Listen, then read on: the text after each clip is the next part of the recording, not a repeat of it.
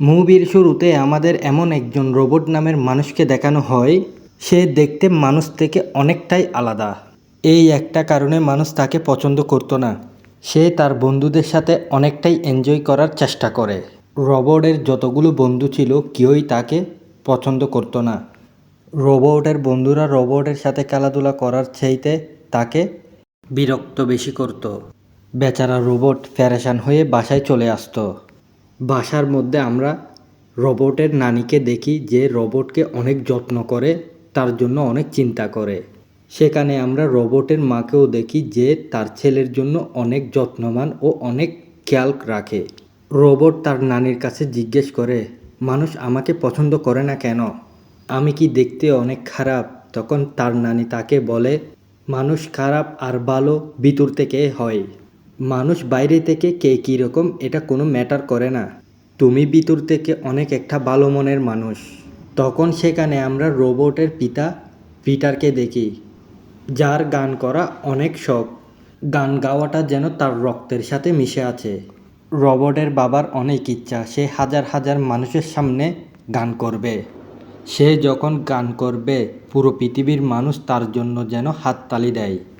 এখানে বন্ধুরা আমরা জানতে পারি, পিটার ছোটোখাটো বারে গিয়ে গান করে। সেখান থেকে সে কিছু টাকা পায়, এই টাকা দিয়ে তার সংসার চলে। বারের মধ্যে কম মানুষ হলেও যখন মানুষরা তালি বাজায়, তখন তার মনের মধ্যে অনেক আনন্দ লাগে। এদিকে পিটার তার পরিবারকে জানায় সে একটা কনসার্টের মধ্যে গান করবে। সে তার পরিবারকে এটা বলে সে তার গন্তব্যে রওনা হয়। এটা বন্ধুরা তার একটা বাহানা ছিল মাত্র, যাতে সে তার পরিবারের কাছ থেকে পিছু ছাড়তে পারে। তার বাবা চলে যাওয়ার কারণে রোবট এখন একা হয়ে যায়। সেও স্বপ্ন দেখে বড় হয়ে সে ডান্সার হবে, সিঙ্গার হবে। আস্তে আস্তে 5 বছর হয়ে গেল। রোবট এখন বড় হয়ে যায়। সে অনেক জায়গায় ইন্টারভিউ দেয়। সে ইন্টারভিউ দেওয়ার পর সে অনেক জায়গায় রিজেক্ট হয়ে যায়, তবু সে হাল ছাড়ে না। রোবট তার লাইফে অনেক হতাশ হয়ে যায়। রোবট এরপর যখন তার বাসায় যায়, তার মা বলে, ফালতু কাজ কাম ছেড়ে তুমি পড়ালেখাতে ধ্যান দাও। তখনই সেই রেডিওর মাধ্যমে জানতে পারে পপ ডান্সের ইন্টারভিউ হচ্ছে। তাই সে ইন্টারভিউ দেওয়ার জন্য ওই লোকেশনে গিয়ে পৌঁছায়। এখানে আমাদের নাইজার নামের একজন ব্যক্তিকে দেখানো হয়, সে সেখানে অডিশন নিচ্ছিল। যখন রোবট ডান্স করে, তখন নায়ার একদমই তার উপর ধ্যান দেয় না। নায়ার তার ডান্স না দেখে তাকে বলে, তুমি এখন বাইরে যেতে পারো। যাওয়ার আগে রোবট বলে, আমি জানি তুমি আমার ফেস দেখে তুমি আমাকে সিলেক্ট করবা না। এরপর নায়ারকে সে ইশারা করে সেখান থেকে বেরিয়ে যায়। কিন্তু নায়ার তখন অনুভব করতে পারে, তাকে যদি সিলেক্ট করে হয়তো মানুষ তাকে পছন্দ করতে পারে। যাই হোক বন্ধুরা, রোবট যখন বাসায় চলে আসে, তখন সে কলের জন্য অপেক্ষা করে। যখনই কল আসে, সে দৌড়ে গিয়ে কলটা আগে রিসিভ করে। সে কল রিসিভ করে জানতে পারে সেই কলটা তার বাবা দিয়েছে। 5 বছর পরে তার বাবা কল করে বাসায়। রোবট তার বাবার সাথে কথা বলে এবং সে অনেক খুশি হয়ে যায়।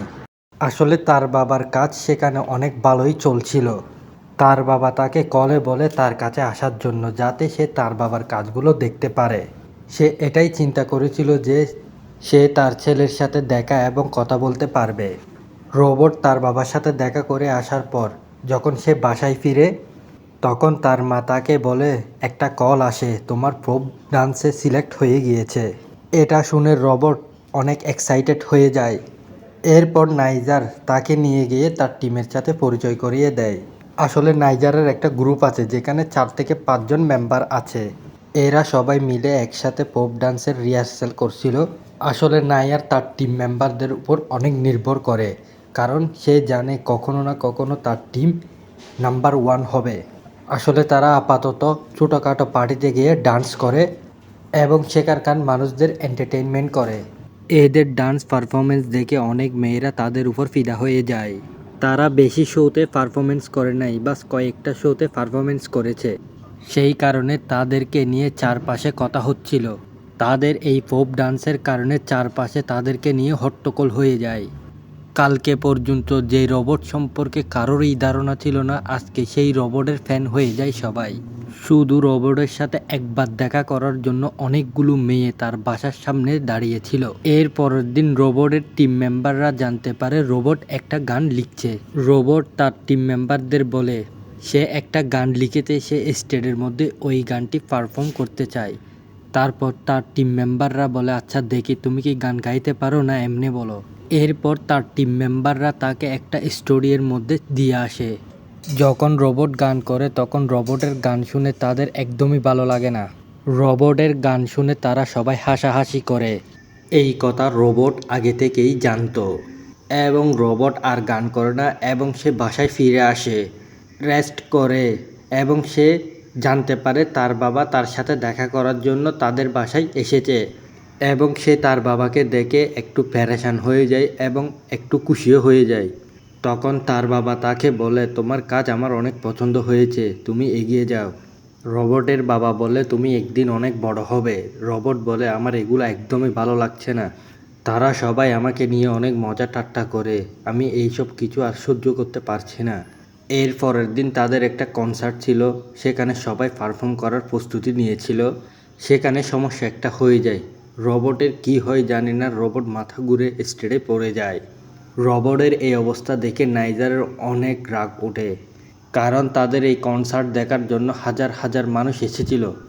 রোবট স্টেজে উল্টাপাল্টা কর্মকাণ্ড করে, তবু রোবট নিজেকে কোনোভাবে সামলিয়ে নেয় এবং শেষে তার টিম মেম্বারদের সাথে অনেক ভালো পারফর্ম করে এবং পারফর্ম করার পর রোবট সেখানে থাকা দর্শকদের মন জয় করে নেয়।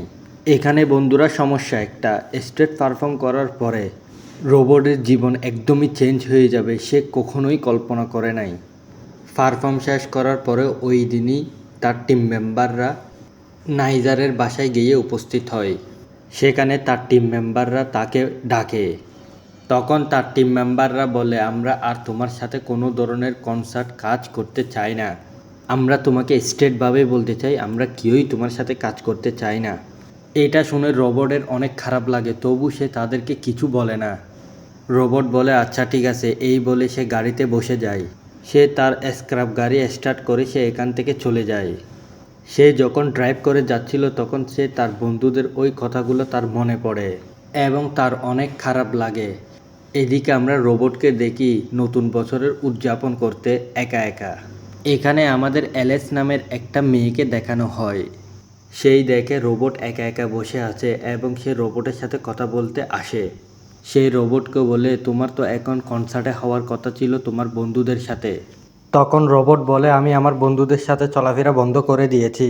যখন অ্যালেস তার মাস্ক সরিয়ে নেয় তখন রোবট তাকে চিনতে পারে। অ্যালেসও একজন গার্লস পপ ডান্সের মেম্বার, সেও অনেক বড় স্টার, সে অনেক ফেমাস এবং সে অ্যালেসের সাথে কথা বলে এবং সে অ্যালেসকে জানায় সে এখন নিজের জন্য একটা গান লিখেছে। অ্যালেসা তখন রিকোয়েস্ট করে তাকে গানটা গেয়ে শোনানোর জন্য। রোবট তাকে গান গেয়ে শোনায় এবং তারা দুজনই একসাথে ডান্স করে।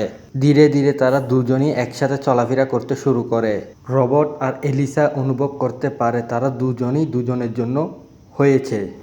এরপর তারা দুজনই রিলেশনশিপে চলে আসে। হঠাৎই একদিন এলিসা রোবটকে নিয়ে যায় তার টিম মেম্বারদের সাথে দেখা করিয়ে দেওয়ার জন্য। এদিকে রোবট এলিসার বন্ধুদের মাধ্যমে জানতে পারে অ্যালেস রোবটের কারণে তার পরিবারের সাথে সম্পর্ক নষ্ট করে ফেলেছে। এটা শোনার পর রোবটের অনেক খারাপ লাগে।